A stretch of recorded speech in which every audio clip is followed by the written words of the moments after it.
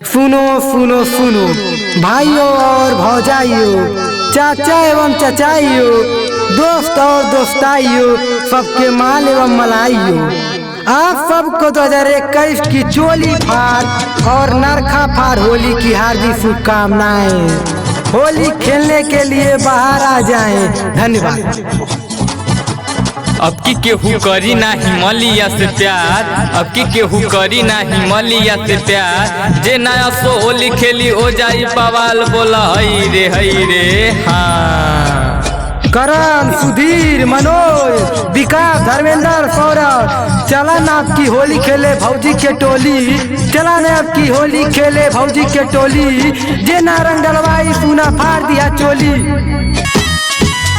सुना मलिया तो होलिया में छोड़ी गई, पके पियाला के साथ मुँह मोड़ी गई।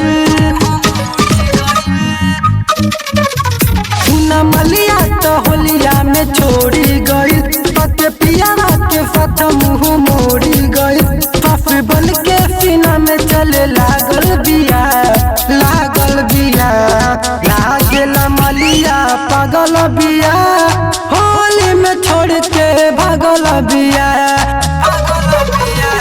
लागेला मलिया पागल बिया, होली में छोड़ के भागल बिया,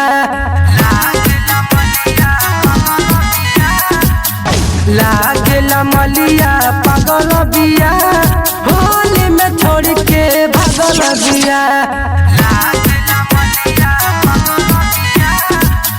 लागेला मलिया पागल बिया, होली में छोड़ के भागल बिया,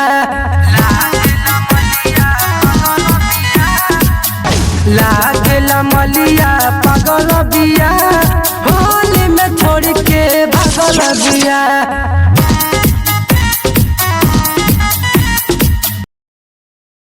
सुनो सुनो सुनो भाइयों और भौजाइयों, चाचा एवं चचाइयों, दोस्त और दोस्ताइयों, सबके माल एवं मलाइयों, आप सबको 2021 की चोली फाड़ और नरखा फाड़ होली की हार्दिक शुभकामनाएं।